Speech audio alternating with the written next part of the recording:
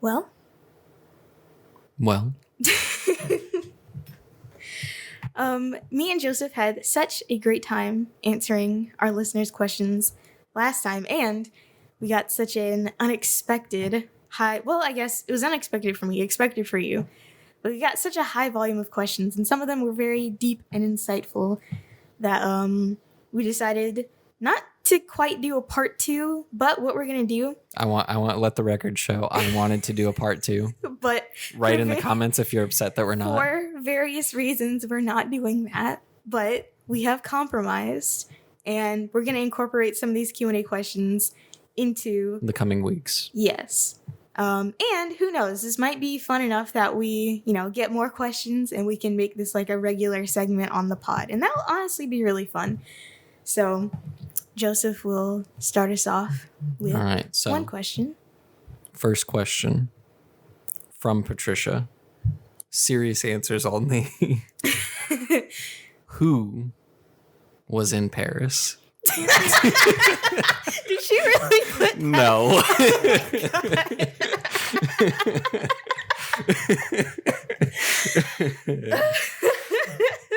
That caught you off guard. Yes. I was cracking already. I couldn't even keep a straight face.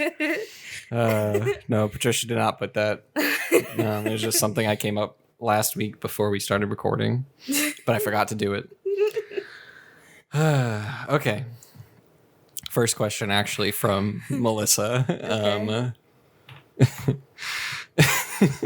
Are you... No, I'm gonna say a real one, but I was thinking of continuing the bit. I was like, why was the song called what it was? No. Melissa asks, what are your top 4 favorite movies and why? Melissa should have known better not to ask this, because us film people, we can't just like pick. Actually, that's a lie. Yeah, we literally have them on our letterbox. We do have them. What are your top 4 favorite movies and why? Or she said, what is a movie that you could watch over and over again and why? Well, go into the letterboxd because I have my top 4 currently selected, and they are, I feel like, representative of some of my favorites. Who would like to go first? I mean, I can, I guess. So my top movie on Letterboxd currently, which is at it's just Arin _ same as my Twitter, by the way, if you want to follow me there, is Amadeus, which came out in 1984. I have the poster for it hanging in my apartment. It's not an original because that probably would have cost a lot of money. But I don't know. It's just something about this movie that I was going to say that just speaks to me, but that's very corny. I don't know. I just like it a lot. I think it's the music paired with the cinematography, paired with the costume design. And also I just really like period pieces. I actually haven't watched it in a bit, but yeah, that's my top movie. The last time I updated this was, I want to say like last October, which if you pay attention to the month, then you might know why, because my number 2 is Dune. Yeah. I think you updated that and I forgot. Yeah. Honestly, I like Dune so much. I don't know why. I actually watched it like 2 nights in a row. So I watched it when it came to the theater in IMAX. And then I watched it when it came back to the theater, not in IMAX. And then the next night, I downloaded it from a website that allows you to download things, and I watched it and I read the script along with it because the script is available online as well. However, the currently available Dune script, there are a couple of scenes that are in the script that were either just not like filmed or were omitted from the final cut, and there's one scene in the movie that's not in the script, so that was really interesting to see. My next favorite movie is Paris is Burning, which is when did this come out? It's a documentary from 1990 that showcased the world of New York ball culture to a wider audience. I stumbled upon it, back in the golden age of Netflix, and it just really captivated me for some reason. I don't know why. It's just, I don't know. Like they say, it do take nerve. Wait, what was it about again? It's about the ball scene in New York, specifically like in the late 80s. Kind because I think this was filmed like from 86. What are people going to these balls for? So basically, it's not a drag show because that's different, but it's basically it's like a pageant of sorts, but it's like the barrier for entry. There really is no barrier for entry because kind of sometimes anyone can like enter into a ball, and they're like different. I thought a ball was just like mingle and dance. Well, not in this like documentary, or I guess context. I guess. But basically, you walk in a category and you can win trophies. And so some of the categories are, I don't know, butch queen realness, executive realness, like femme, things like that. So it's I don't know. I mean, I wasn't really like alive back then to know. So I don't know like how widespread ballroom was outside of New York. I think there was a scene in Chicago, maybe, but you know, before this documentary came out, this kind of, you know, subculture was really unknown to like normies like us.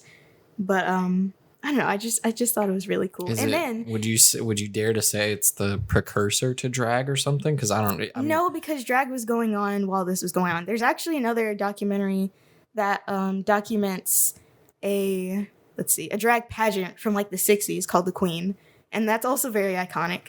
I haven't actually seen it, but I've watched a video essay about it. So no, it's not drag, but it is like queer culture. So yeah, I just think it's really interesting. I've watched that several times. Last one, I'm like, what? It literally says. So I feel like you weren't painting a picture that well, so I looked it up. Probably because it's been a while since I've watched. I looked it up on IMDb. The official description is a chronicle of New York's drag scene in the 1980s. Yeah, but it's like more than just drag though, because it's not just drag queens that are in it. Well, I guess there is some more. I stopped there. Okay. It says focusing on balls, voguing, and the ambitions and dreams of those who gave the era its warmth and vitality. Yeah, actually, it's more character based than subject based for a documentary because it follows a few people around. So there's the head of or I guess the mother of the House of LaBeija at the time, who's Pepper LaBeija. And then you have like the young kids who are just now starting to get into, you know, ballroom stuff. And then you have Dory and Corey, who is like, you know, a drag queen who has been doing it for like years and years. And also a really interesting and also very sad thing about that documentary is that every single person, actually, I don't know if that's true. Most of the people who were profiled in it are no longer with us. They either, I believe the majority of them died in the AIDS pandemic. So one of them died of cancer in like 2009. And I believe Dory and Corey had like a heart attack at some point. But Freddie Pendavis, he's the only one who's like still alive that was featured in that documentary. So yeah. Oh, and one person was like murdered while it was like being filmed. Not like on camera, but in the, you know, course of it being made. They like died, and that was really sad. And my last one is the Monster Ball. Lady Gaga. That. Oh, I thought you. Well, see, not Monsters Ball with Halle Berry, even though that got her Oscar. No, I haven't seen it. She got an Oscar for that, made history, but I have not seen it, and this is not that. This is Lady Gaga's HBO special from 2011, and in 2011, I was a certified little monster, and the thing about that, it came out. Is that the name of her fan base? Yeah. Okay. And that just sounded. I was a certified little monster. Well, the thing about this is that it came out the day that I had like a dance recital, and I was so sad because I thought I would miss it. But then I came home after my dance recital, and then the concert had like just come on. So I was like, oh my goodness, I still get to see it.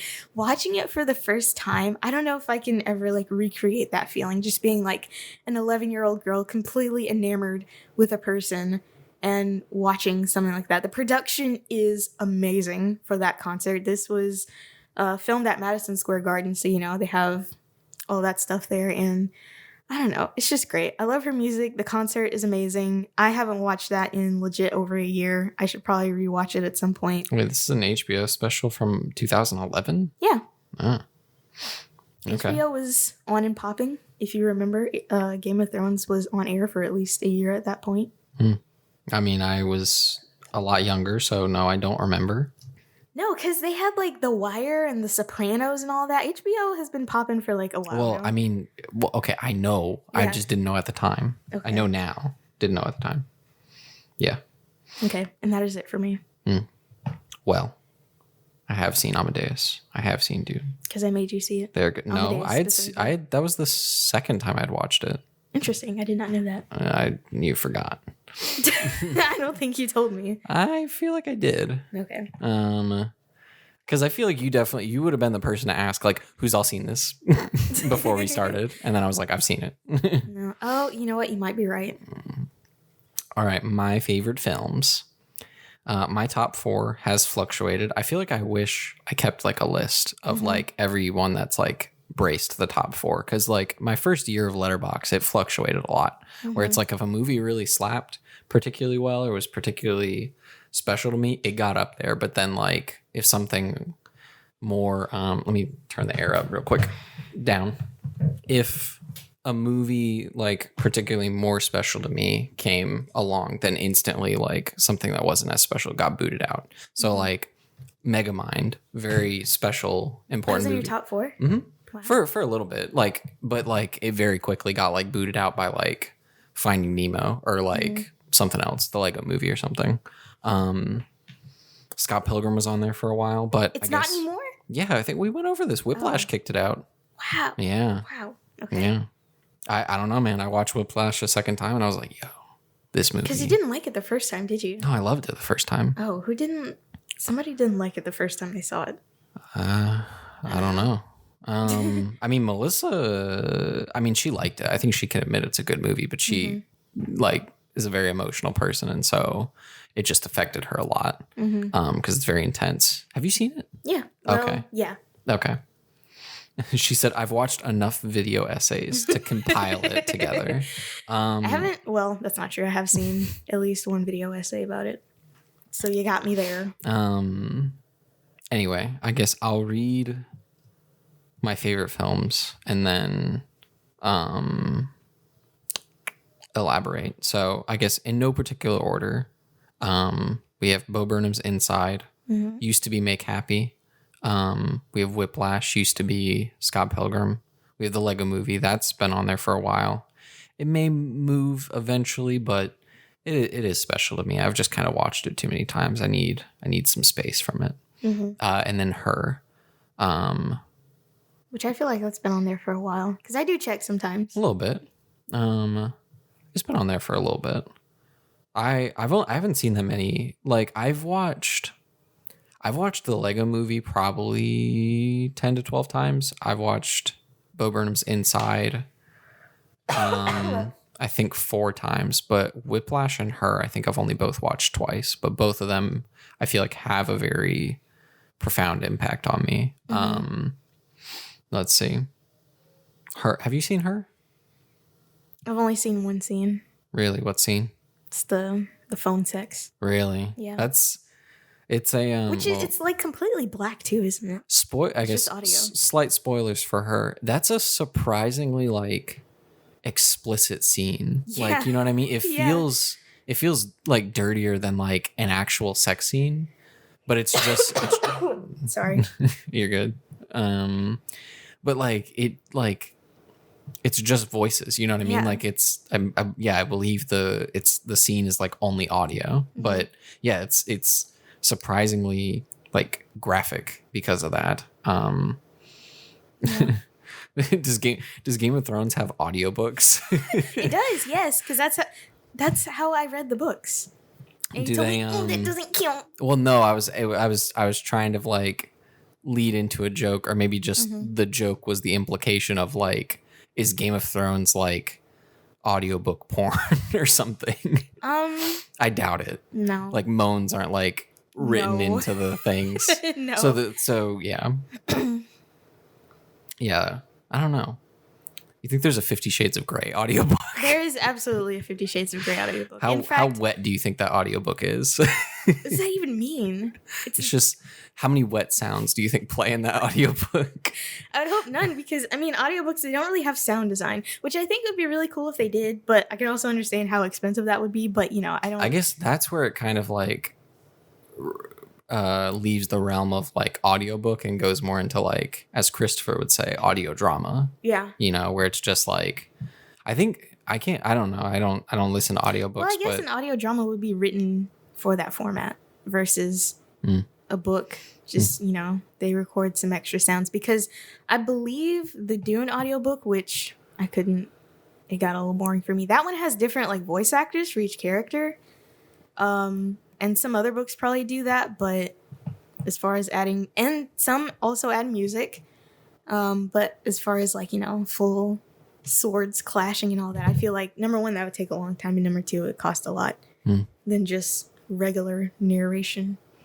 Anyway, what is it? Her, the Lego Movie, Whiplash, and Bo Burnham's Inside. I feel like all of them are very personal to me. I feel like they're all, like, 10 out of 10 amazing movies, but, like, all of them kind of speak to me in my own life experiences, and I don't know, I just connect with them and like them creatively, and like how they work and what they mean.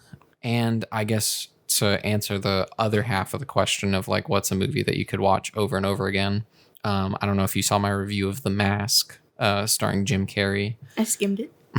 But that movie, I don't know for sure what's, like, the movie I've watched most in my life. Might be Megamind. It's the first movie I saw in 3D. Might be the Lego Movie, or I don't know what else. But The Mask might be it of what I've watched most. Like, I guess to repeat my Letterboxd review that you didn't fully read. It was always on TV, and so I was always watching it as a kid. So it's like that part. Well, I mean, I didn't know which parts you read and which parts you didn't, Aaron. And this is more for the audience. Okay. But yeah, it was always on TV. I was always watching it, and so I feel like I watched that movie a lot as a kid. And like, have you seen it?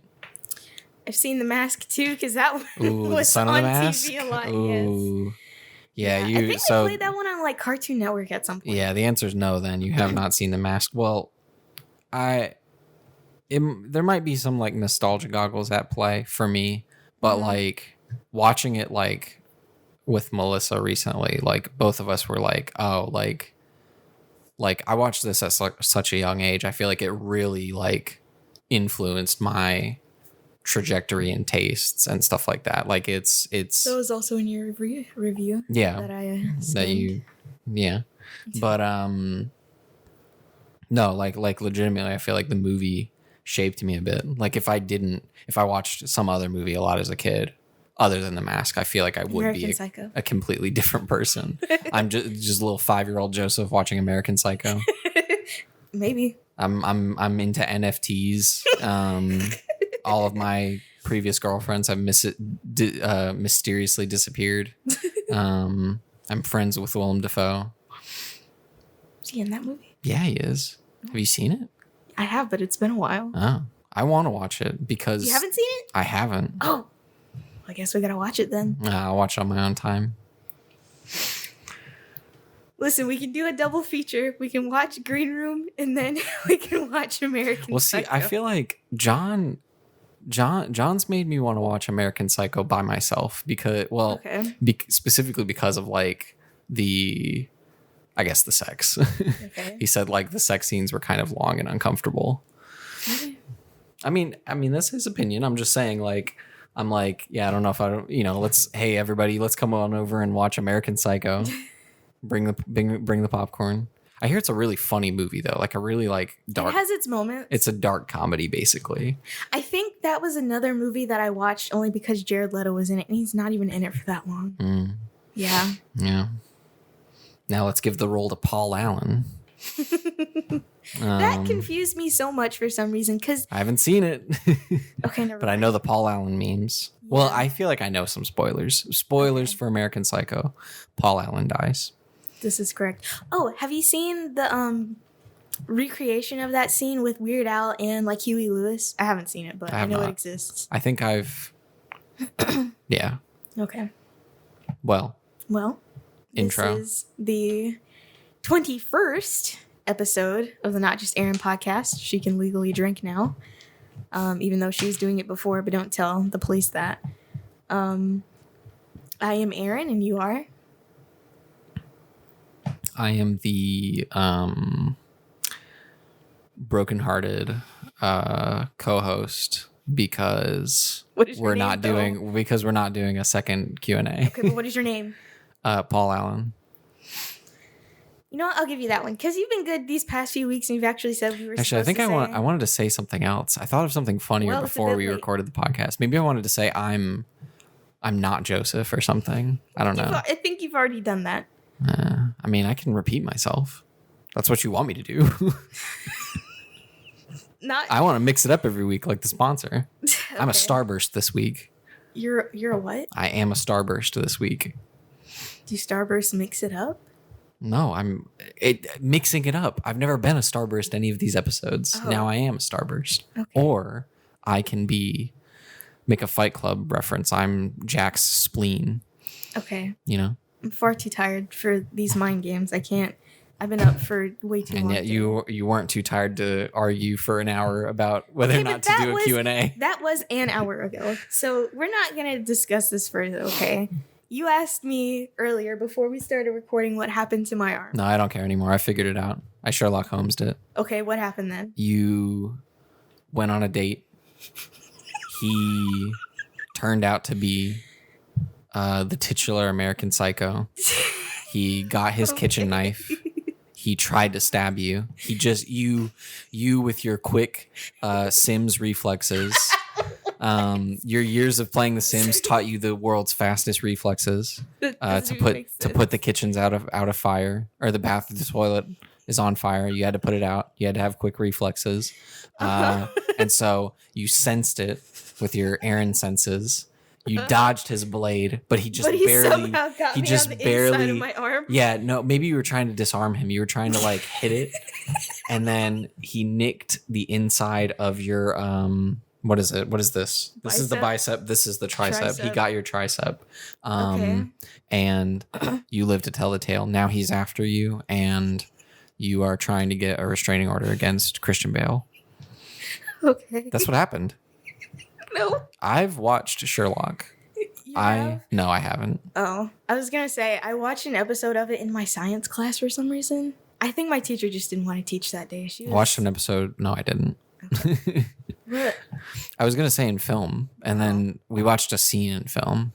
Okay. Well, that's not a full episode. So. Yeah. Yeah. But it was when he was like, like math is floating in the air, and he's like, oh. Yeah. Well, anyways. What happened to your arm? Tell me that I'm right. Unfortunately, you are wrong. What happened is that yesterday I went to the doctor's office and I told them, hey, doctor, I don't like kids. And they were like, okay. And then they implanted a microchip in my brain that disables my uterus. But your brain's in your tricep? First. Yep. They had to go through my arm. I think there's easier ways to do that.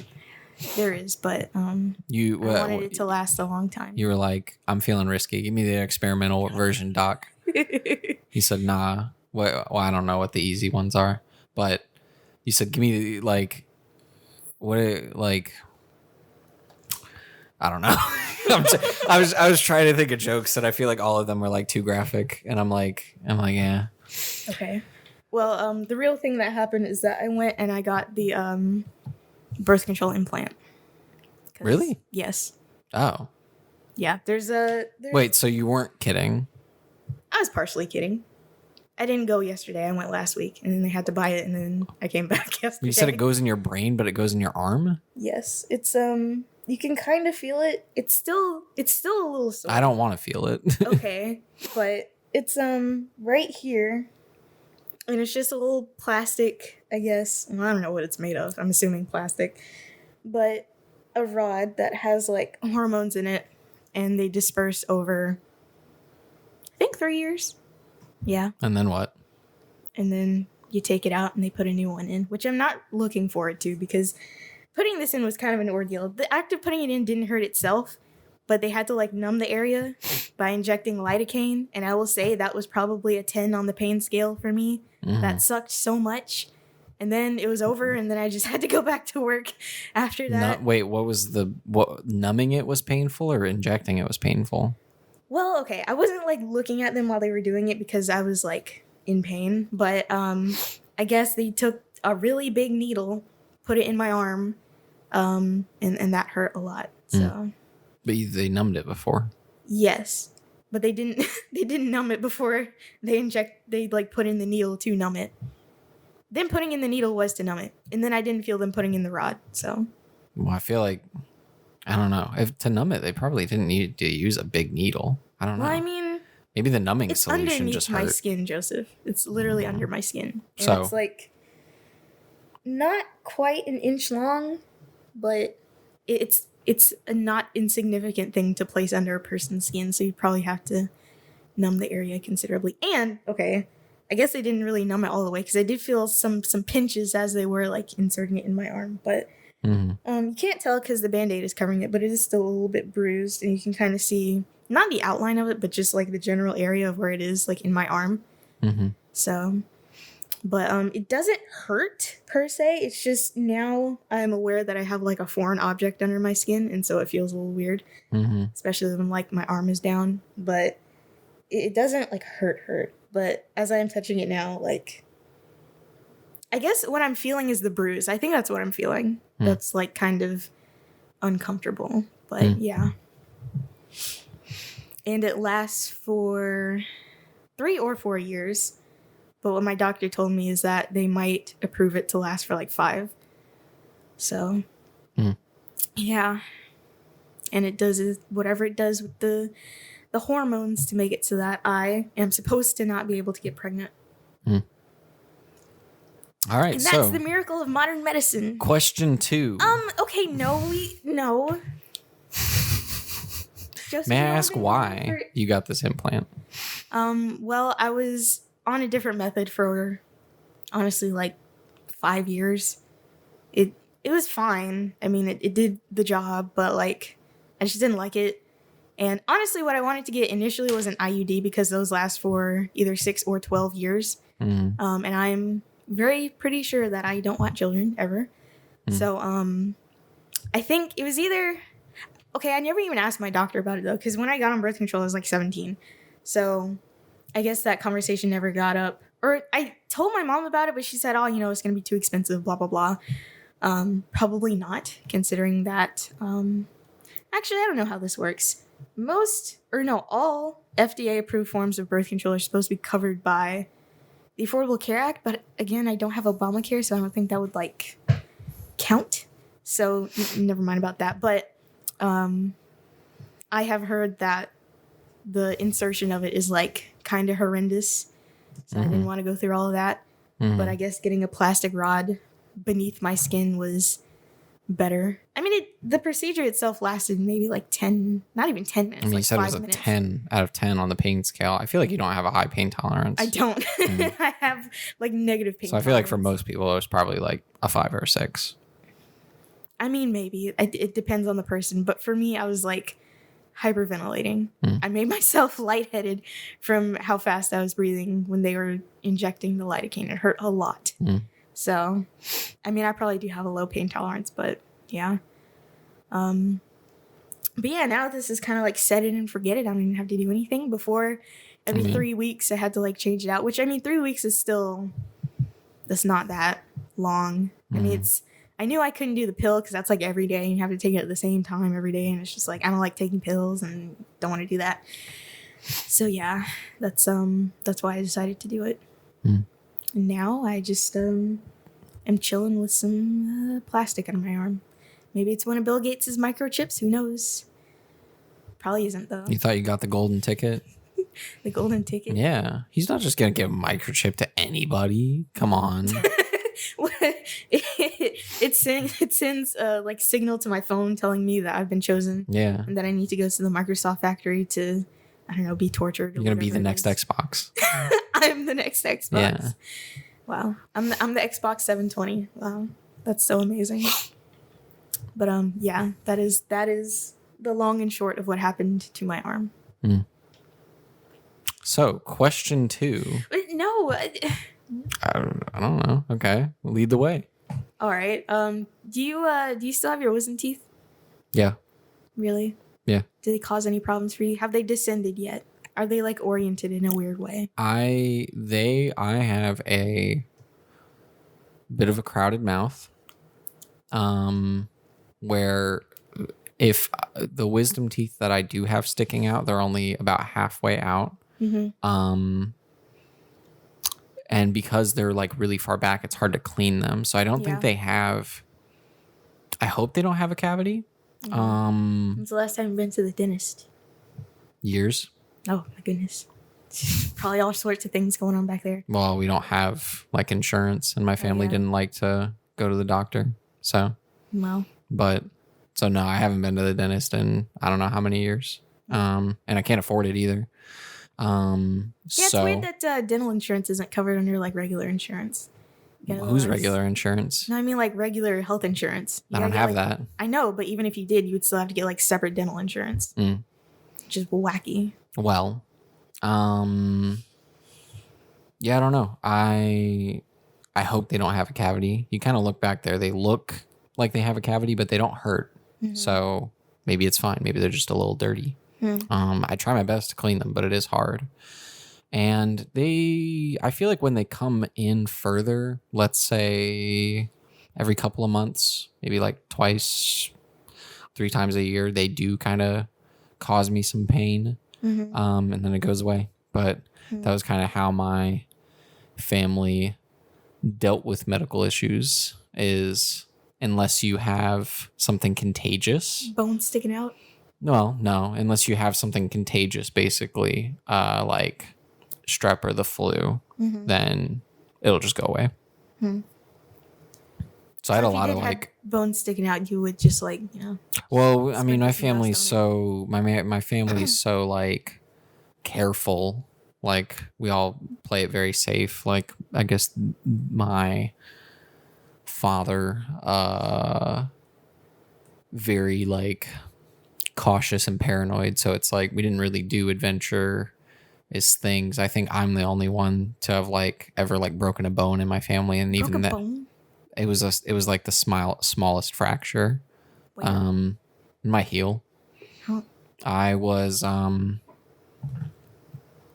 a retreat where for people who have never broken a bone and then you did and you got kicked out. No, no, my private school, my Christian private school that I went to for middle school. Now, granted, this was like a small school that had grades from like pre-K all the way to like 12th grade, but only had like 100 students. It was really, it was like really small.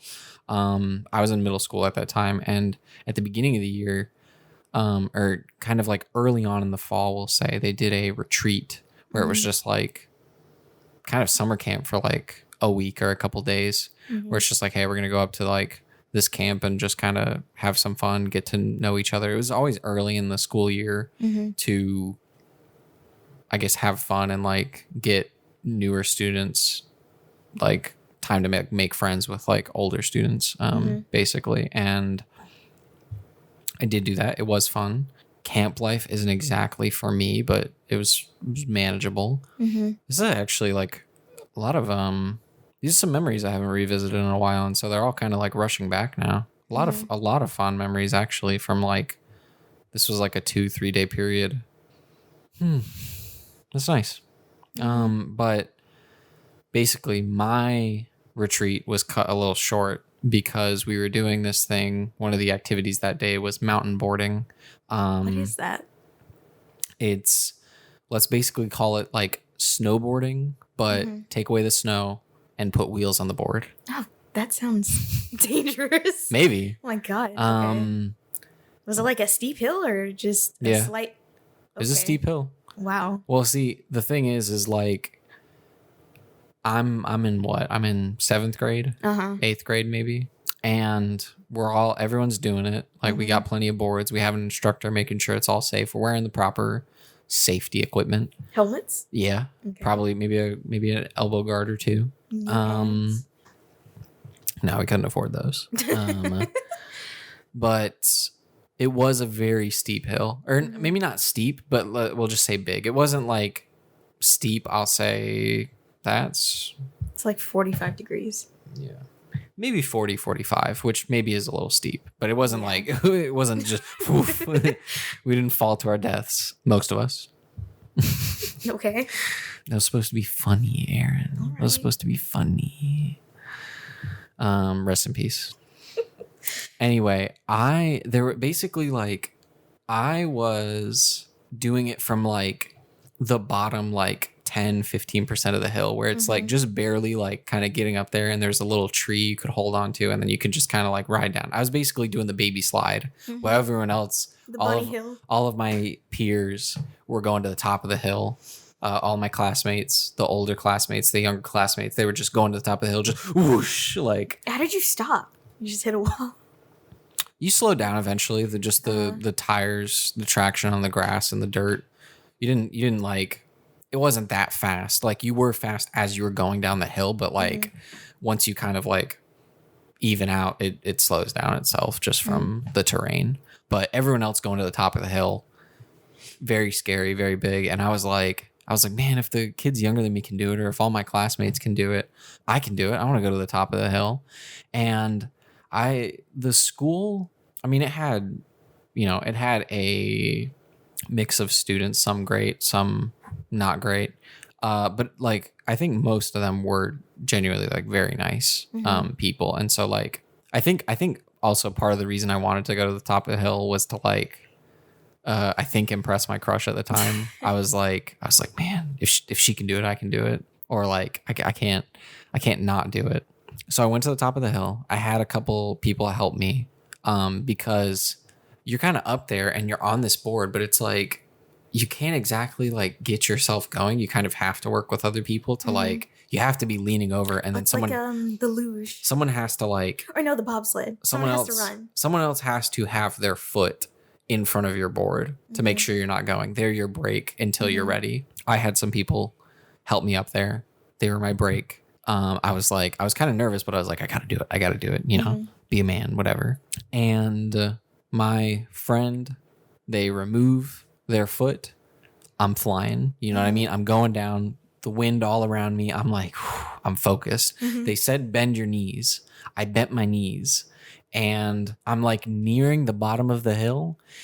And then all of a sudden I'm in the spin cycle. Like I don't know. Flip over, or you just like start spinning like this way. Basically, well, see here. Let me get there. Like it all happened so fast. Like I know what happened, but like in the moment, I was like, what the frick happened? Like literally, it was like one moment I'm like this, the next moment I'm on the ground. Like, and I think clearly I didn't have a lot of experience on like a board or a vehicle with wheels of any kind. Didn't know how to ride a bike. So like, I think I have maybe like decent balance personally. I don't have decent balance on like a thing that moves.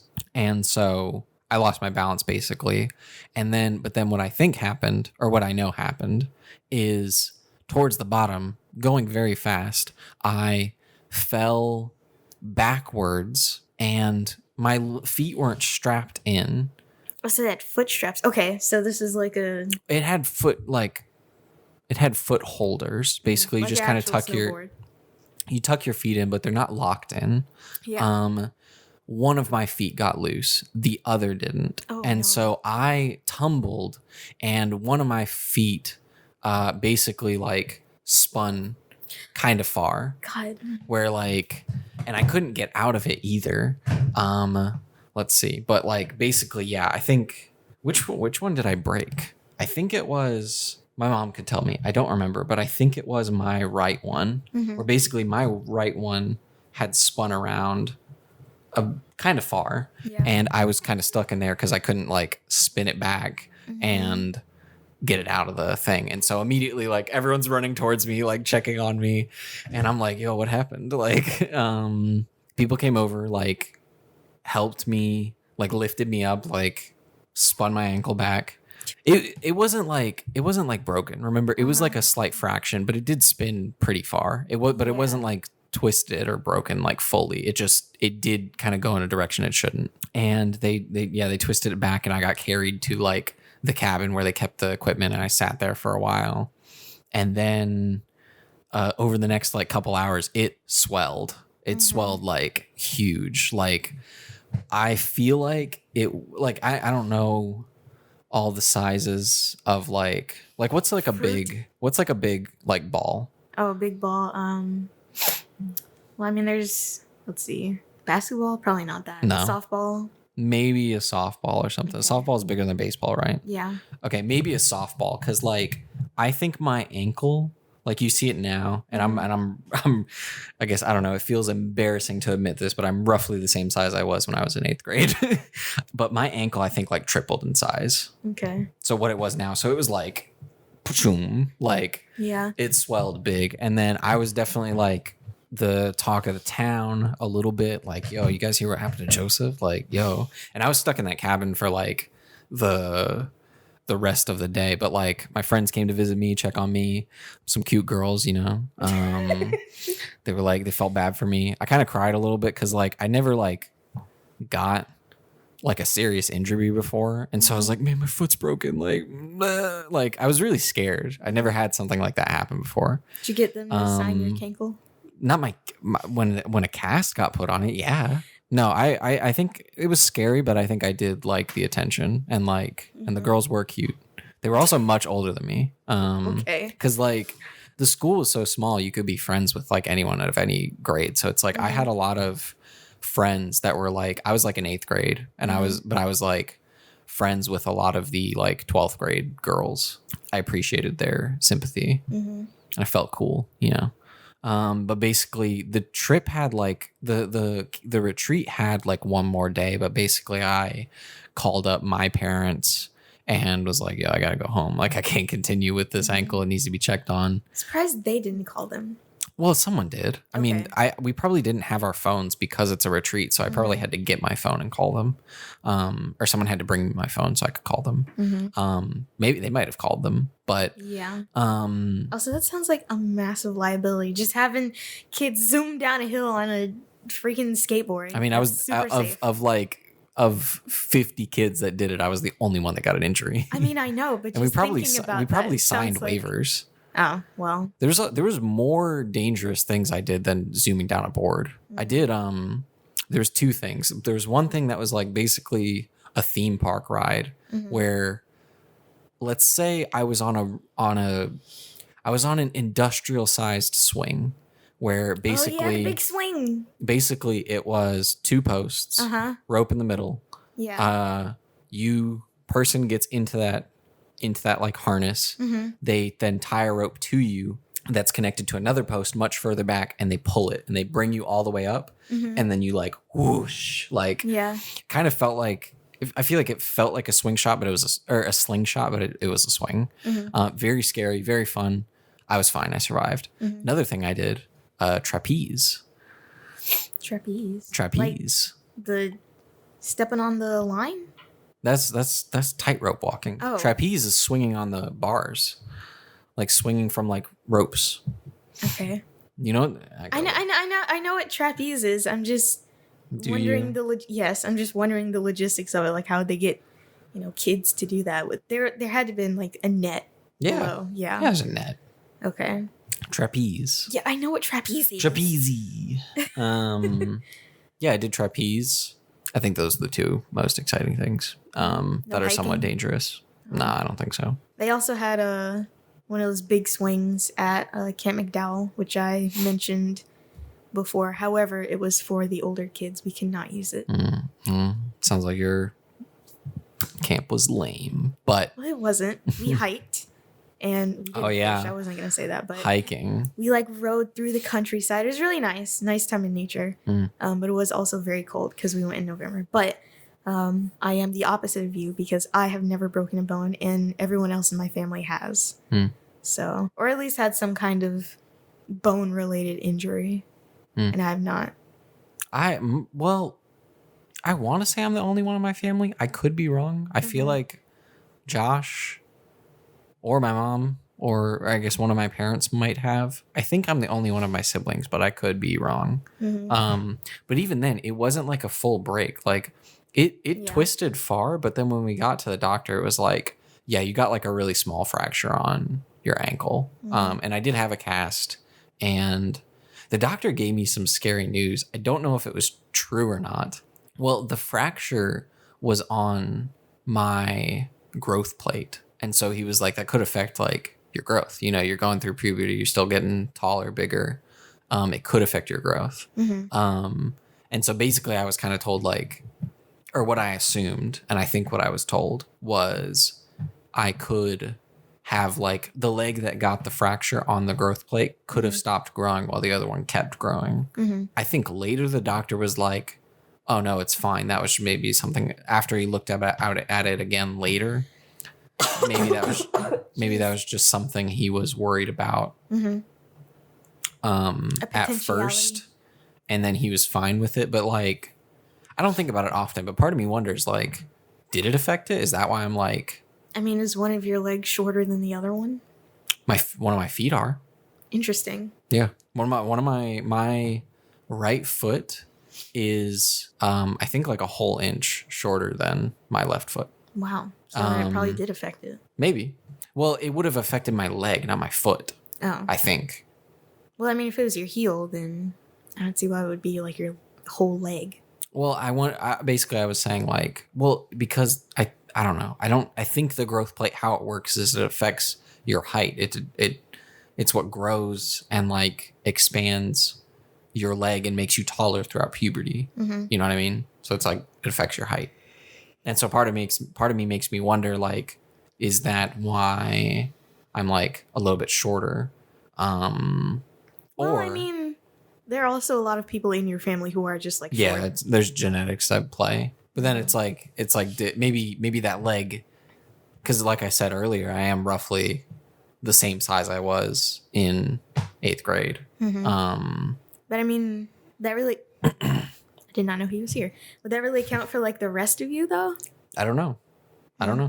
But it's something I've wondered about a couple of times. Much to think about. Yeah. I guess to wrap up the story, call my parents. They came and got me. Had a cast. No, you haven't had a cast. Those things are nasty because you can't wash inside of them. No. Yeah. My brother had a cast because he like broke his elbow or whatever. They're also very hard. Yeah, that's the point. I know, but he kick you with it? Yes. Well, he would hit me because it was his arm. Yeah. I got a lot of attention as well having a cast. I feel like whenever someone has a boot or a cast, everyone always comes up and is like, "Yo, what happened?" Like, you know. I feel like the athletes at our school were always like booted for some reason. Or like have ice on their like joints or something. They're like, always getting injured. Always getting concussions. That's the wildest thing to me. Just like kids in high school getting multiple concussions from like football and soccer and all that. I don't know if this is true or not, but like on YouTube shorts, there was one of those like, I don't know. I guess I'll still say, despite watching it a lot, I still don't like YouTube shorts. Okay. But the evidence says otherwise. You can do something and not like it. Okay. I've done what is it? I do the dishes sometimes. I hate it every time I do it. It gives me a headache if I do it for too long. I'm serious. Why? I don't know. Something about focusing on it. Like I really don't like to do it. I wish I didn't have to do it. Well, you do have a dishwasher, which is... It doesn't work. You still have to wash them. Okay. Well then, what about that fork that I just pulled out of there earlier? Yeah, you should have checked it. Germs?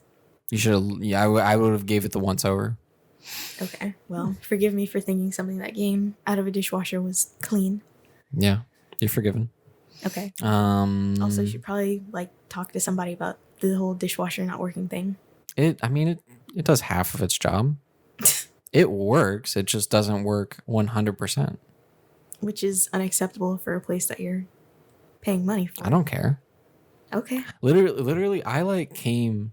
The maintenance guys here suck. Like I No excuse, but yeah. Well, I'm saying like the less I have to deal with the company, the better. Because they're rude, their maintenance guys suck, and like I can keep making a maintenance request, and they'll keep sending a guy, but they're not necessarily gonna fix the problem if they're not good at their job. You know, like. Well, I think you should let the latent Karen that lives within you come out and speak to someone higher up. I don't think I have a latent Karen that lives within me. I think we all have a latent Karen that lives within us. Speak for yourself, Karen.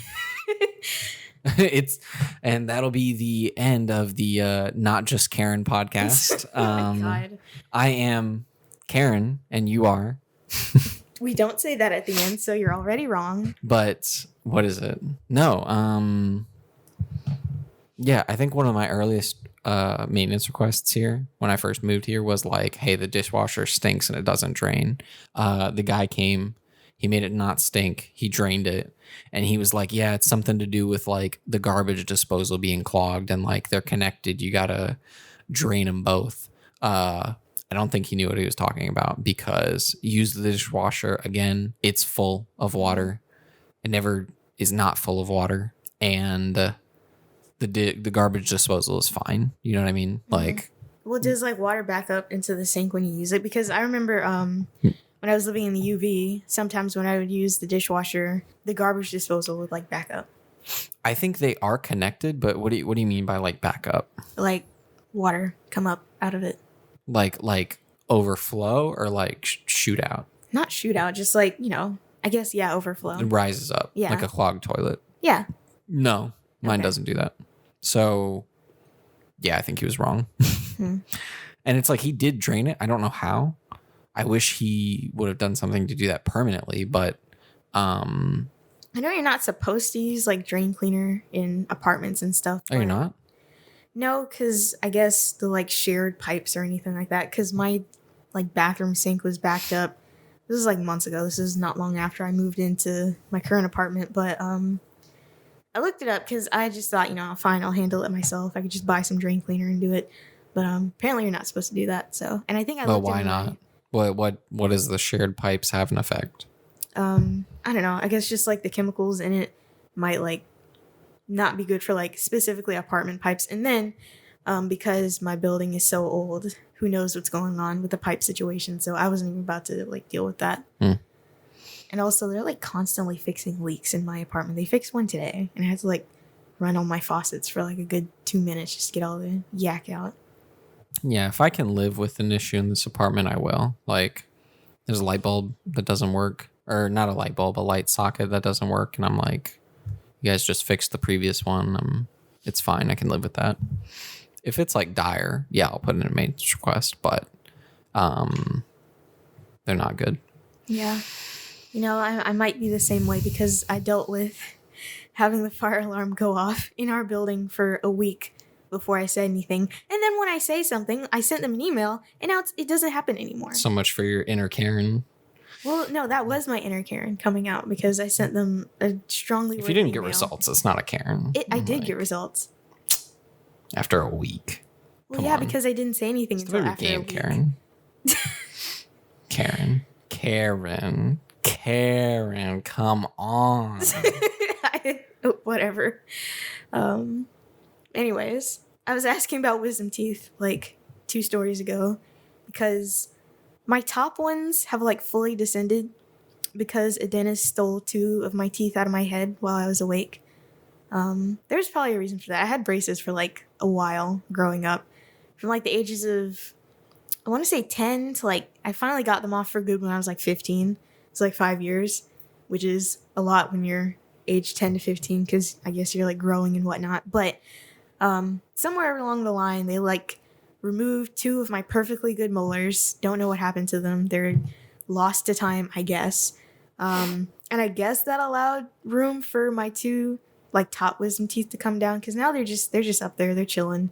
Not really chilling though, because my two bottom wisdom teeth haven't quite come in yet.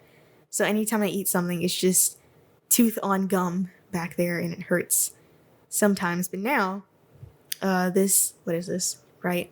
This is right. Yeah. My bottom right wisdom tooth, I don't know if it's coming up or if just like the gum is just getting eaten away. That's like exposed now, and like you said, it's getting hard to like clean those teeth. I am supposed to go back to the dentist at some point, so hopefully they'll do something about it. I was supposed to get them out like a while ago, but my mom just like never set the appointment. Be out. Like yesterday, I couldn't open my mouth like past a certain point. It like hurt that much, but now I think it's like, yeah, it's getting somewhat better. It hurts less, and I think tomorrow it'll be fine. But yeah, my wisdom teeth are conspiring to kill me. How long have you been recording? 58 minutes. Really? Feels way longer than that. I mean, yeah. That's what it says, 58 minutes. Why, you got somewhere to be? Just got 2 questions that need asking. All right, fine. I think we can get to that point now. Wait, I have one more question. She said, who was in Paris? I gotta know. No. Where does cereal go? Like the box, after you purchase it? This isn't a riddle, by the way, I'm asking. I mean, it feels like one, but okay. I don't know. It just goes in the pantry, goes in a cabinet. Interesting. Because in my house, we always put it on top of the fridge. So I don't know if that's like a thing that's done though. It's not uncommon. Yeah. I don't do it. My family didn't do it, but no, I don't think you're like the only one. Okay. Because now I think about it, anytime I've been over someone's house, I feel like for the most part, their cereal has always been like in a pantry, and we just always put it on top of the fridge. So I was thinking about it because I was in my new apartment, I think today, and I was looking at the space on top of my fridge, and I was like, oh man, if I like need to put something there because there's not a whole lot of storage space, like where am I going to put my cereal? Then I realized I haven't eaten cereal in probably over a year now, so it's not even a problem. But then I realized, like, most people don't put their cereal on top of the refrigerator. Like, it would make sense to put it in a pantry, but like, why did we never do that? I don't know. Anyway, what is the question that you have? The hard-hitting question. Well, there's 2 of them left. I'm trying to pick, honestly. I'm trying to figure out what I want to do. I'm thinking of maybe doing another movie one from David. Okay. But it may be difficult for me to come up with an answer. What's the question? David asks, what is your favorite and or most memorable opening image in a movie?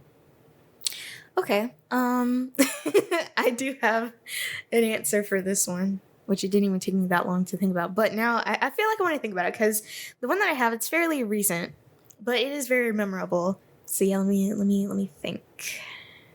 Yeah, I don't know. I think the answer that I have is the answer that I'm going to stick with. Would you like me to answer? Yeah, because I got to look at Letterboxd to figure it out. Okay, but Dune. The dreams are whispers from the deep. Or what was it? The quote? Yes. Okay. But specifically, you know, how it kind of comes out of nowhere, and it's like before all of the like studio logos. So I thought that was interesting. That one, I felt like as soon as I heard that, you know, big IMAX theater, those speakers, you know, I just knew I was like in for an experience with that one. Yeah, I don't know. That's definitely one. I feel okay. The majority of movies that I have watched are not logged on Letterboxd, but I'm also going to look at it just to see what's what. I'm having a hard time. I might be overthinking. I might have to be just like I might have to change it to like opening scene, instead of like opening image, because I don't know if I don't have like the opening shot memorized of like what I've seen. You know? Yeah. I feel like my opinion is that like unless the opening shot is like shocking or memorable, it's not gonna stick with you, you know? Yeah. Unless I go into a movie and it like starts with like just a dead body or something like grotesque, I feel like that's. Well, I guess I do like, have whoa, you know? answer, but you don't consider documentaries to be movies, so. And it's not a. It's. Well, I think I didn't want to say that for whatever the previous question was. I didn't say they Yeah. weren't movies. It was just like I limited the question because of the nature of the question. But I mean, again, it's not opening image. I'm gonna play fast and loose with the word image here, but we'll say the You can just say opening scene. For the docu-series The Jinx, it just starts out, crime scene photos are just like body parts. So like there's a leg, there's like a freaking torso. That one caught me way off guard. I don't know if that's in the opening or not, but there's definitely a leg. And that's real? Yes. Does that make it a snuff documentary? No, because it's not someone in the process of being killed. It's just crime scene photos of what I guess the police found. Because this guy, what is his name? I don't know. I think he just died. Like cut somebody up and like disposed of them. And then sort of kind of admitted to it on camera. That was wild. Robert Durst. Yeah. That's him. Yeah. So that was fairly jarring because seeing a human torso without the rest of the parts is a bit much, and I was not expecting that going in. So I suppose that'll be my answer, part 2. I might be scrolling for a minute. Well, I mean, I guess I'll keep thinking of stuff. I mean, you could try to help. Try to jog my brain. For some reason, the opening like scene to Indie Game the movie sticks out to me because it's just like rain falling on like a pond or something. I have maybe an answer. Okay. And I'm not happy with it, but I think it is memorable, and I think it's the opening credits of 7. I feel like because of just how grotesque and dirty and like grimy they are, you know, it's like a very uncomfortable opening. I feel like you can compare it to, I guess I'll quote David himself since it's his question, but he said I've never watched like much of American Horror Story, but he said the scariest part of American Horror Story is the intro, the opening, where like the rest of the show is kind of goofy and campy, but like the opening song and intro is a lot more kind of grotesque and like has some like musical jump scares. You've only seen 1.5 seasons of American Horror Story, because the first season is like great, and then the second season it's like, what is this? But I think it gets better after that. But I don't know if, and I know I can like skip a season because it's not like, you know, each season is its own new thing, but I don't know if I want to do that. I'll rewatch the first season though. Murder House was mwah. I'll say, so I feel like I'm having a hard time, so I got to keep cheating a little bit. I thought of a couple more. I feel like I want to say just like the opening to like any, I'll say 2D Studio Ghibli movie, just because it's like their animation's beautiful. And so while I don't know the opening shot of all of their movies, I'm not even sure if I know the opening scene of all of their movies, I don't doubt that whatever they made was beautiful. Another one, The Matrix. I feel like each movie starting with, you know, Terminal. Some text on the screen. Wait, do they start with that? I don't know. Okay, yeah. And then like the code and then zooming in. Like I feel like that's very memorable, very iconic. Star Wars, long time ago in a galaxy far, far away. That pregnant pause. Text. Well, no. The pregnant pause with Joseph, the text. I've never seen a Star Wars movie. You gotta, I don't know. What? I've never seen a Star Wars movie. Okay, well, I'm trying to describe it to you. The pregnant, it's quiet. Okay. It's silent. This blue text comes on screen. It's not yellow? It's blue. Give me a second. Okay. Blue text comes on screen. It says, a long time ago, in a galaxy far, far away. That's not ellipses. Then, after the pregnant pause,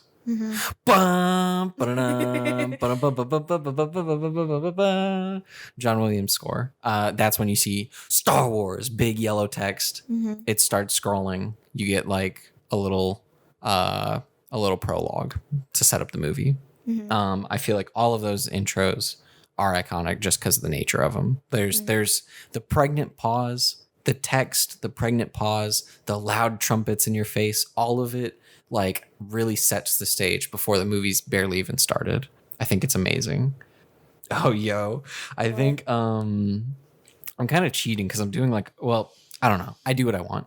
It's I want to say like all of the Austin Powers movies because they all start with like a goofy musical number. Have you seen any of them? Yeah. Okay. They all start with like a goofy musical number that like is just Mike Myers dancing around to like that Austin Powers music, and it's just it's fun and it's goofy. And then maybe the third one, if we're doing opening scene, because it has that parody movie where it's like Tom Cruise is Austin Powers and it's directed by Steven Spielberg, and it's very like meta. Have you seen Tropic Thunder? I have. Yeah. So like the I guess the fake promos in the beginning of the movie. I've seen it once. I kind of want to rewatch it. Ooh. Let me see. I'm thinking. Okay. I feel like Okay. Tropic Thunder might not be as good as we remember it. Cuz I feel like I didn't like it that much the first time I watched it, so I think it would be better than I remember it. but I feel like it's also a stoner movie in that it kind of doesn't make sense. I think that's a bad take. It's been a while since I've seen it, but When did you watch it? Like what age? I think I was too young to understand a lot of the humor, understand and Me too. appreciate a lot of the humor. when did it come out? Probably whenever it hit. It came out when we were babies. Like, That's not true. I mean, not literally, but like it came out like 2002. it came out in like 2008, I'd say. Okay, so probably 2009 whenever it hit HBO. Oh, you saw it like when you were still a child. I saw it when I was like in high school or college, but Because still, they played it a lot on like TV. even though it's a very R-rated movie. Well, yeah, I'm talking about like HBO, Showtime, the premium channels. Okay, well that's not TV, Aaron. Okay, but it was on my television. It came out in 2008. Haha, big brain. Presumably the year following that. I don't think I saw it until like, I don't know, late 2010s. And even then, like I might have saw it like freshman year of college, but I don't think that, I don't know, I think I've matured a lot more then and like can appreciate films a lot more. Even though it's like, you know, we're 18, we're adults, I feel like I was still a child. And so. Very, silly. Huh? I said very silly. What is? Us when we were 18. Yeah. It was my defining attribute. That you were silly? Yeah. Another one, Monsters Inc. I feel like the opening scene with the like bedroom monster trying to spook and scare the kid. I feel like that might have like sown the seed for my love of horror. You know what I mean? Like, because that's like, I mean, it's tame It's a enough horror for movie kids. for babies. Yeah. No, my Letterboxd review of it, jokingly, I might have reviewed it twice. Let's see. I think I said, wait, where are my reviews? You reviewed this film twice. Haha. Show me my reviews. I said my favorite horror movie. And then no likes on that one.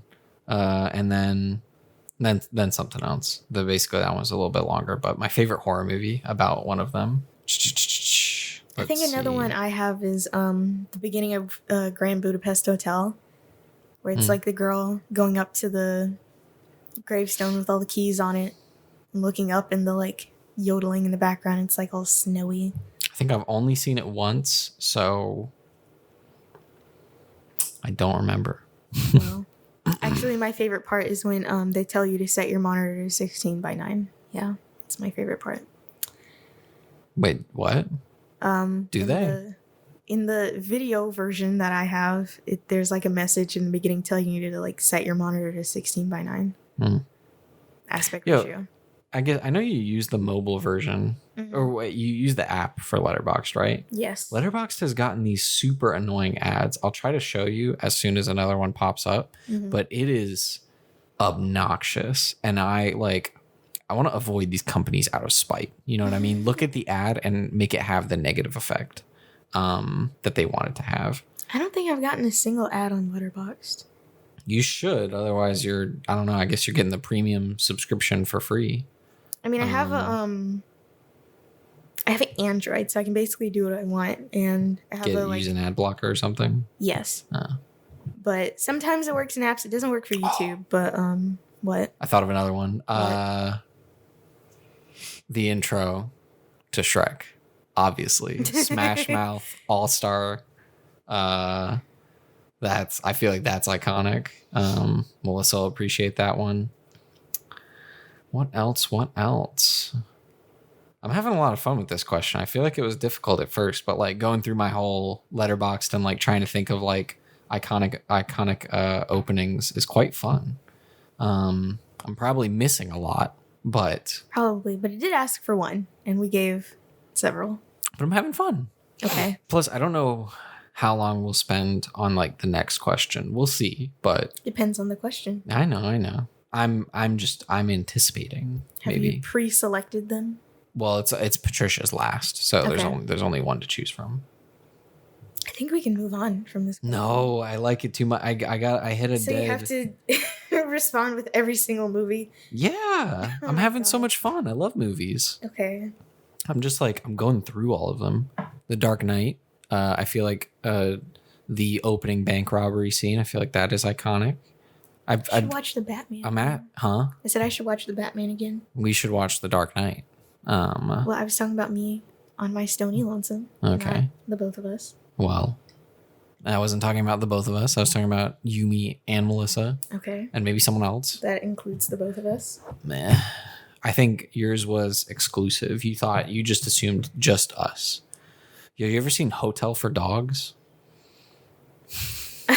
Probably whenever it played on again, premium channels. Kids, like the Disney Channel. Kids have like such trash taste. We'll watch anything. Yeah. Like, why the frick did I want to see Hotel for Dogs? I might be mixing this up. Oh, no, I'm not. Have you seen Watchmen?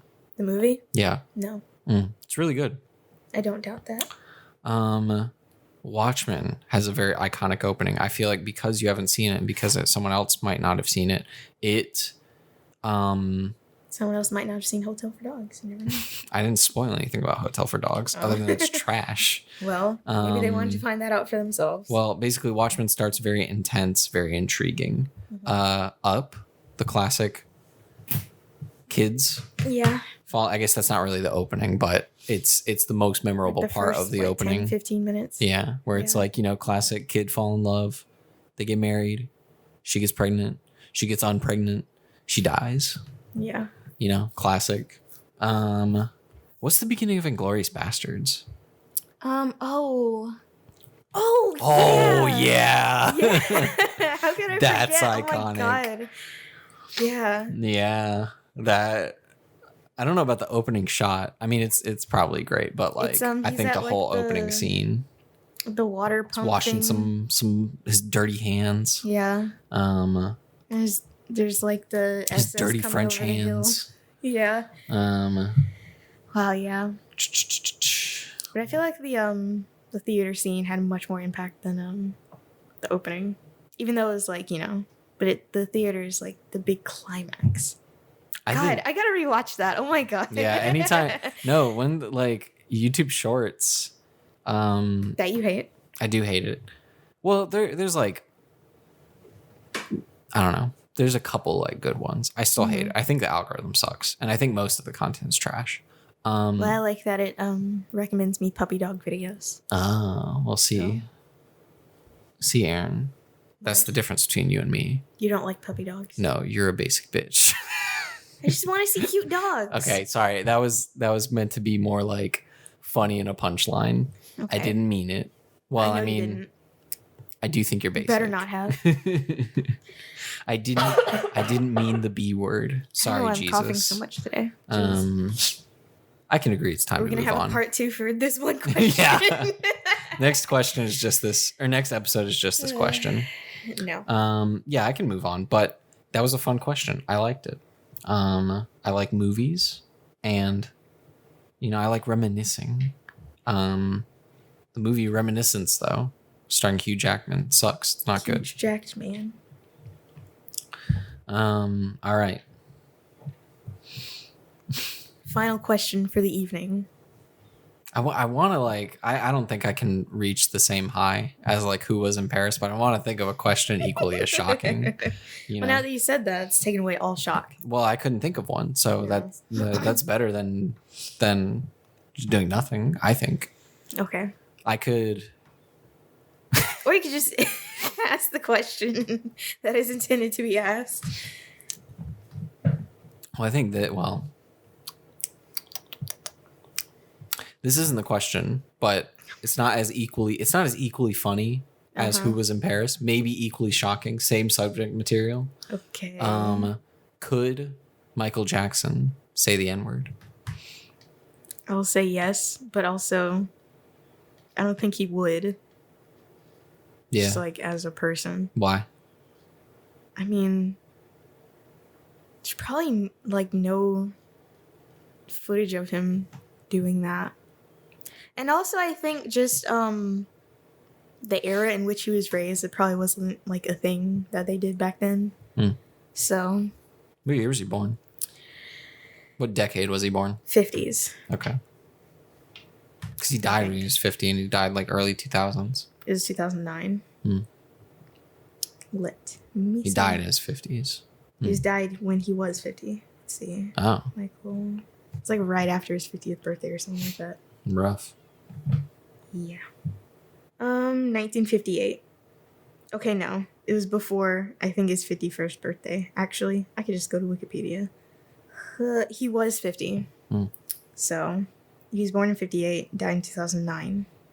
Do you remember where you were when it happened? In elementary school. Okay. Picking my nose. In June? Huh? In June? I don't know. You were not in school. I didn't even know who Michael Jackson was until he died. Oh, right. I forgot. Yeah. Yeah. I was at my grandma's house when it happened. My family did not culture me. I had to culture myself. I can tell. Very, shall we say, unseasoned. Not anymore. You didn't know me back then. Well, I mean, knowing you now, I still think you have a while to go. Excuse you. To get some Have you been to a foreign country? Yes, I have. What country? Jamaica and Mexico. Really? Yes. What was the occasion? Vacation. Okay. How long? Let's see. Jamaica, that was probably like a week. Went via plane. Mexico, that one wasn't too long because it was like a cruise ship, but I was still in the country. So, yeah. A cruise ship? Yes. I did get off the boat, so I did step foot in Mexico. It was the Yucatan Peninsula. I don't think I appreciate you calling me unseasoned. Well, you got salt and pepper, but not enough. What do you mean? It means you're still somewhat unseasoned. Elaborate. What does that mean? I literally just said what it means. No, I mean be specific. You're talking metaphors. Okay. It means you need some more culture. Be exposed to more things. Like what? To know more about the world, just in general.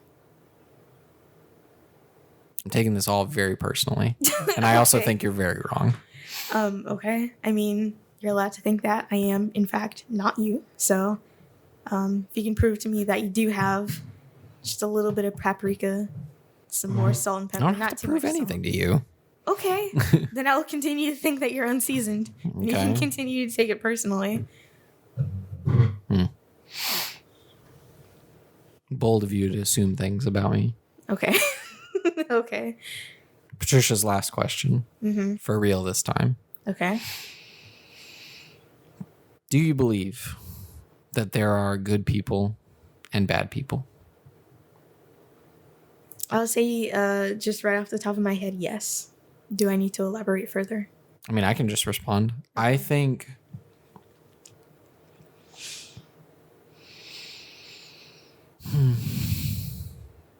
Yeah, this question might take us a while. Maybe. We'll see. Really? Maybe. I mean, just the depth we can go to, I think. I'll agree. Yeah, I guess, I don't know. Off the top of my head, I'll say yes. Because, I mean, what's like the alternative? It's just like everyone's neutral and they just do good and bad things, but that doesn't like define them as a person. Well, I mean, not necessarily everyone's neutral. You could say everyone's good. You can say everyone's bad. You could say everyone's nothing. I think there is a lot of like angles and like nuances you could approach it. You could say, I mean, I guess I'm kind of further elaborating what I just said, but you could say everyone has some good in them. Everyone has some bad in them. You could take it further of like, is everyone born good? Are there some people that are born bad? You know, and there, I feel like there is a lot of depth to it. Because I think what are we classifying as good and bad here? Like, it's kind of purely subjective. We bring our own opinions to it. okay. I guess you bring. I guess I speak for myself and say I bring my own way I view the world, my own life experiences, and I guess my Christian beliefs to the table. Mm-hmm. You bring. I won't answer for that. I give that for your own answer. I was kind of like leaving it for you to fill in. Okay. Whatever you bring. Basically everything you just said minus the Christian beliefs. Yeah. Okay. So I guess we have our own opinions of that. Yeah. I think. Will say, you go ahead. I think I like kind of a lot of things I think about in my life and or just in general about life and the world is like I kind of go back and forth about things. So you can say you can be like pedophiles bad objectively. Like I feel like we would agree on that. Yeah.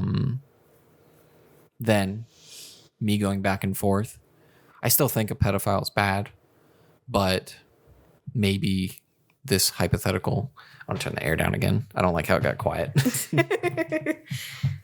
Like that white noise. What's black noise? Never mind. That was a dumb question. It was kind of a joke. I was thinking about it. Okay. Yeah, I don't know. Why? Okay, no. A question for a different day. Put a pin in it. Why is it called white noise? Moving on. This hypothetical pedophile.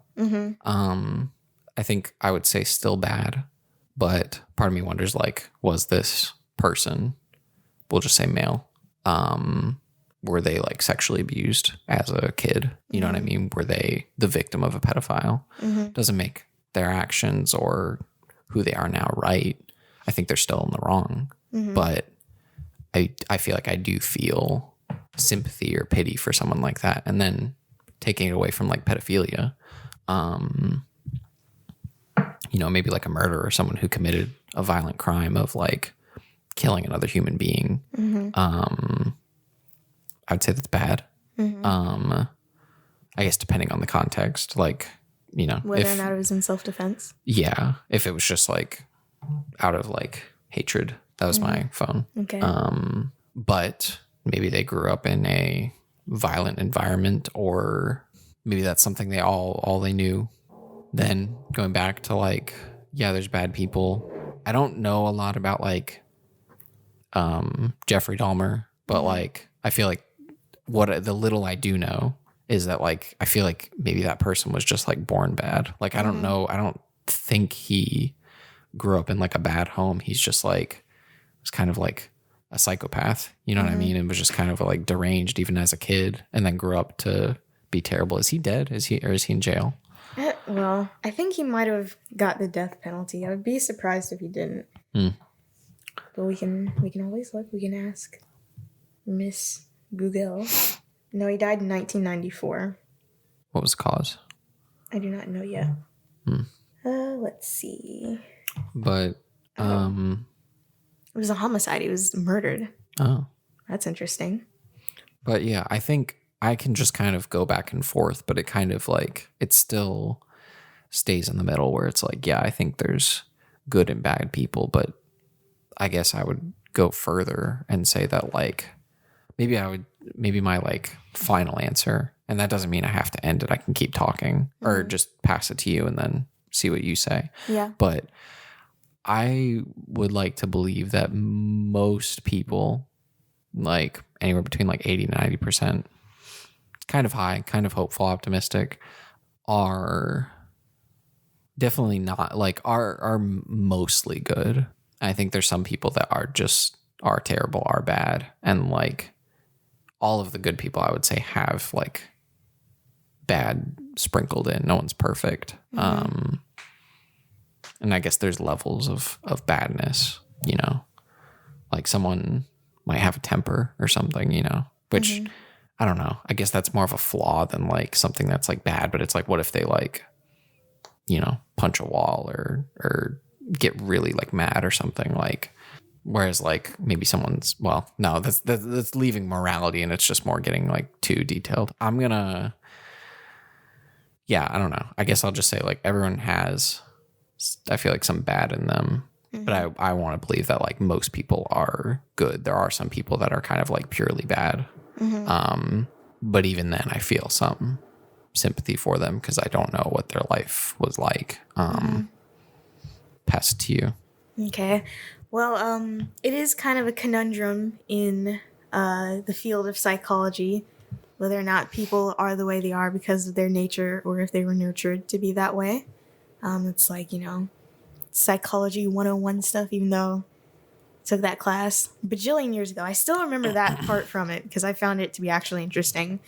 But, how much of our behavior is genetic and how much is it our upbringing and our environment? And, how do you determine that, So I personally believe that everyone starts out on the same level playing field when they're born. It's just the minute they're taken home, that's when things start to sway in one balance or another as for how their life might go. So, like, I don't know. I had a point that I was about to make and then I just lost it. Wow. Basically, I think everyone has the capacity to do bad things. It's just that, they just might not do bad things because of whatever, let's say their upbringing or their personal beliefs or their morals or something like that. But if a person is pushed to their limits, they will do something bad. And that's my belief. And that's like anyone from, well-adjusted people to not well-adjusted people.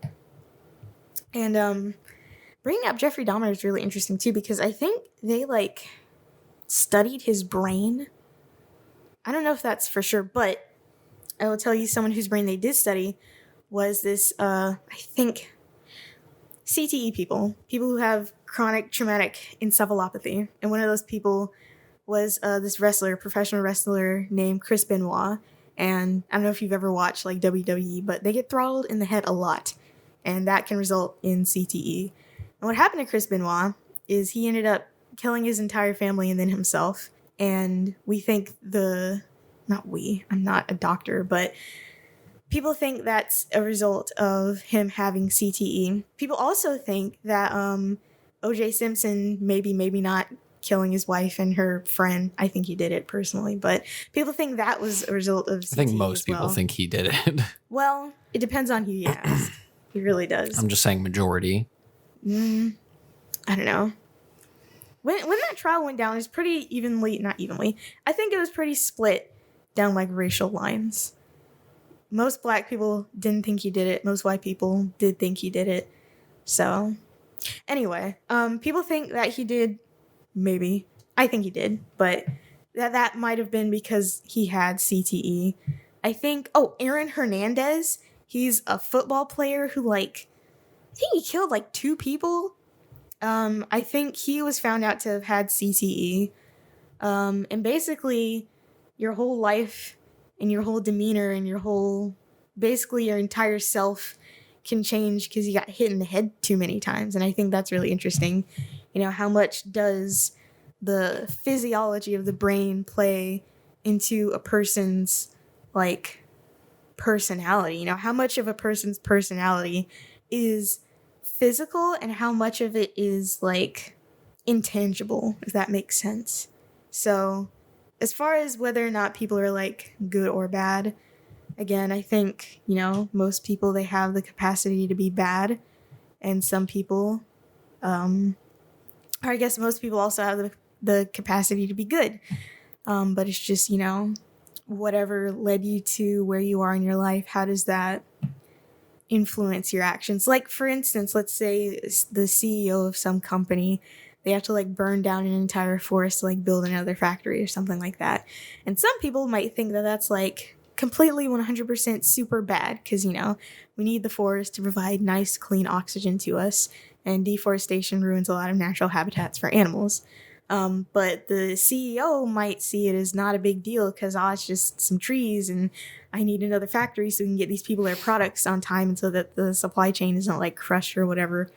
However that works. So they might see what they're doing as morally right, but other people might not see it as right, which is why there's a lot of debates in the news now that are based mostly on morals and nothing else.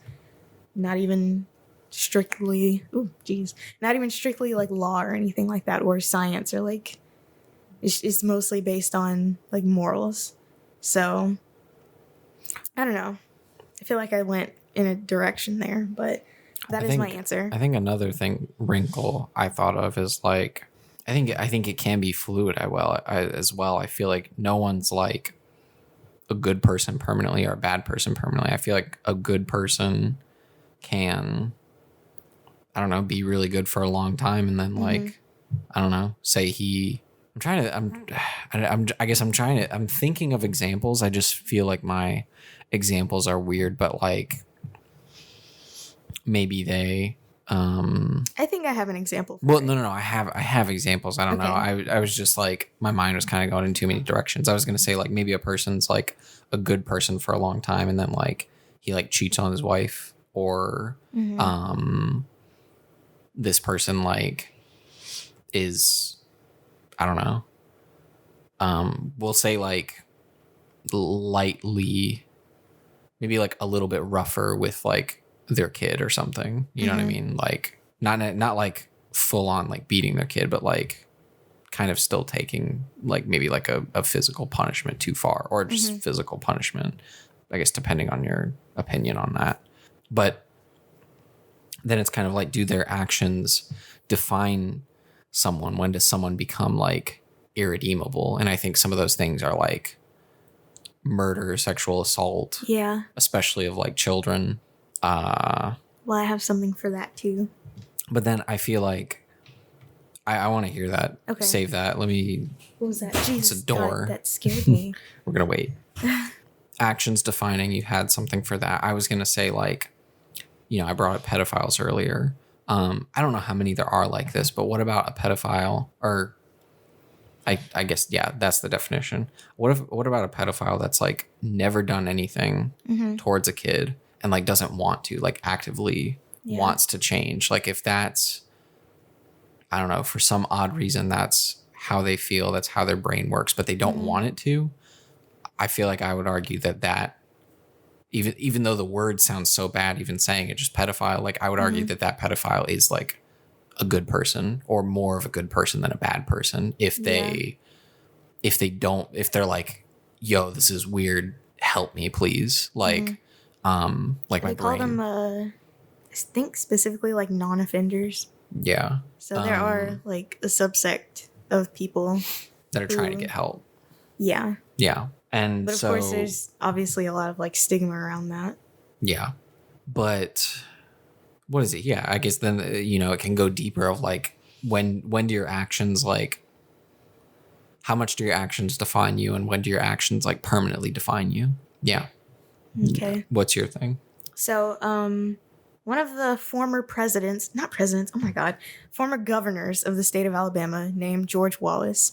He was around in the 50s and 60s, and there's this famous photo of him standing on the front steps of the University of Alabama.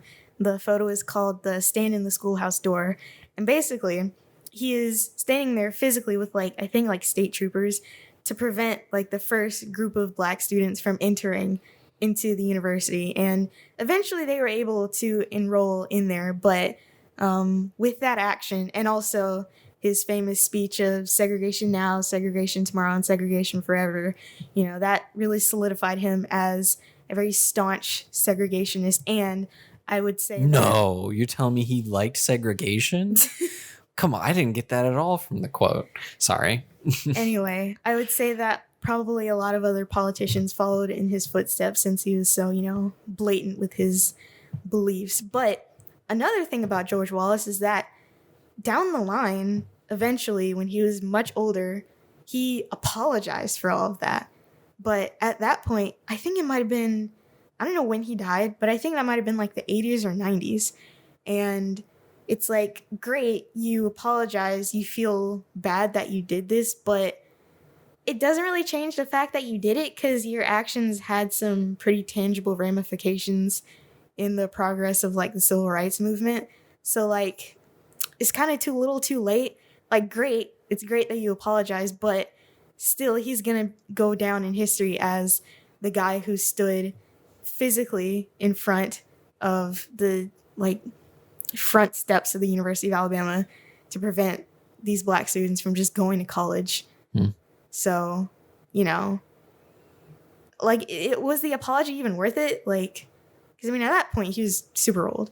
So, I mean, I don't know. I think. So I guess that's to your point of fluctuating. Yeah. I think no one has to accept an apology. And I guess it's up to, the people who like he's apologizing to like decide if he meant it or not. I think if he did mean it, then I think that's good. But I mean, I don't know. You choose to accept it or not. That's up to you. But I don't know. I think if he meant it, then it does mean something. If not, then I guess not. But yeah, that's kind of like on like a more like personal level. Where I'm trying to think of like a more personal level. I'm trying to think of like someone who's like wronged me that's like not necessarily a bad person. Because it's like I think of, tall woman and some of her friends, and I'm like, I feel like I want to say that they're not necessarily bad people, but I think they kind of are, because I think like there's a chance that tall woman's racist. There's a chance that friends are just really mean, kind of bullies, the B word, bullies.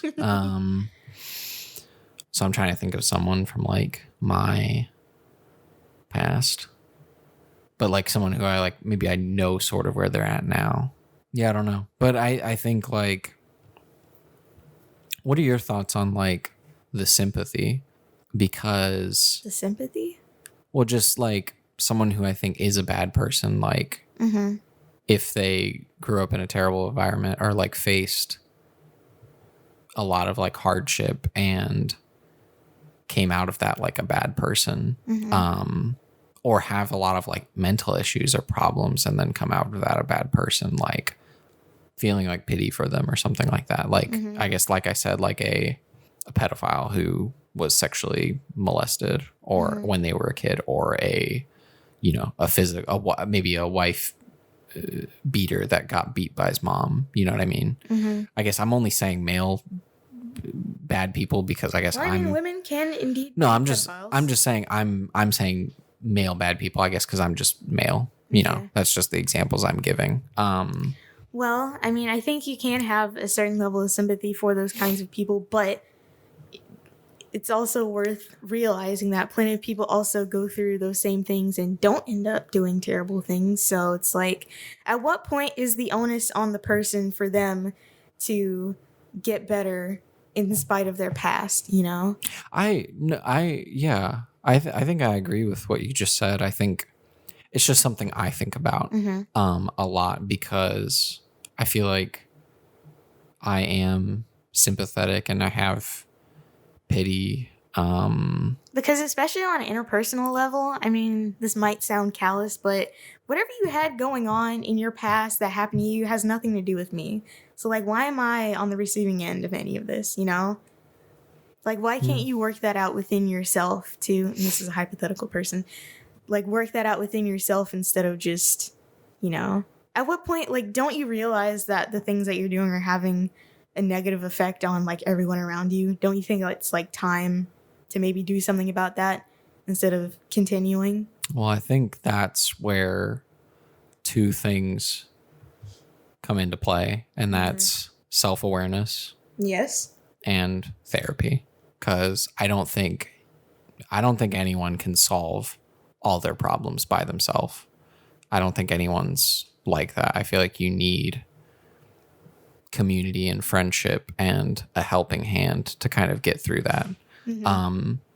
But I think you're right. But I think, and again, this doesn't excuse it, but I don't think everyone has self-awareness. And I don't think, and maybe it's not even something you have and you don't have, but it's something you kind of have to keep working towards attaining, of figuring out like, oh, did I do something wrong? Oh, do I need to apologize for that? Oh, do I need to reevaluate my stance on some matter or some situation? I don't think anyone just like has it or doesn't. I think it's something you have to work for. But some part of the reason I'm saying the things I'm saying about like abusers being abused and like pity and all that, I guess like I'm going to be as vague as possible, I guess, for my own protection. But like there's someone specifically that like I know that has caused me a lot of pain in my life. But like I know that this person grew up in a very rough home, was like very like physically abused and other horrible stuff that I don't think I know the full extent of in that household of them growing up. And that person caused a lot of pain growing up, but then has like blocked all those memories, doesn't even think they happened, and has become a person that like is causing a lot of pain, but has no regrets, self-awareness, or anything. They don't realize like what they're doing at all and have no empathy or sympathy. And that's like, I feel pity, but that's also scary, you know, like that's, you know, I guess, I don't know where the line between like sociopathic and sociopath, like where those like meet, or where like one crosses into the other, but like it is sociopathic. And yeah, I guess the person I'm talking about, which I can like, I think, you know, but like I can confirm afterwards, that person has zero self-awareness. Yeah. And I guess I do think that person is a bad person, but at the same time feel for them a little bit because of what they've experienced. But again, doesn't excuse any of it. Yeah. I think that's all I have to say. Could end it there unless you want to say something. No. Okay. Well, I'm done. All right. You sure you don't want to feel my rod? That's disgusting. Well, I don't know. It is a very strange sensation, I'm not gonna lie. Stroking your rod. Yep. Anyway, this has been the 21st episode of the Not Just Arin podcast. You can find us on all major podcast platforms. That is Google. I don't know why I always start with Google. That's so weird. Google, Apple, Spotify, YouTube, Anchor, and that's it. Actually, I get like emails sometimes, and they're like asking me to claim my podcast on like the wackiest, most third-party podcast platforms. So if you find them there, it probably is the actual podcast, because they are just using like the RSS feed to like host it on their site. But they're there as well. What else? You can follow us on social media at Not Just Arin Pod. That is Instagram and Twitter. What else? To discuss all things Not Just Arin, you can use the hashtag NJAPod. I'm checking. Just saying. What about the sponsor? Well, hold on. I'm going to get there. Jeez. Okay. I don't know. I thought you forgot. No, I have not forgotten. This is a long outro. It's not that long. I just take pauses. Gosh. It's long because you keep interjecting. That's why it's long. I want you to type it out. I feel like it's like 2 paragraphs. I doubt it. We'll see. Double spaced. Okay, no. See, I was going to say something. Okay, if you want to ask us more questions, we have a good amount of questions for our ending Q&A segment for quite a few weeks, or we will need more. You can also write in, and we can just dedicate the next episode to all 12 questions we have left. Or we couldn't, because then that would defeat the purpose of the very special episode, and it wouldn't be very special anymore. Anyways, we have to go now. Goodbye. Oh wait, who's our sponsor? Steve Harvey's mustache.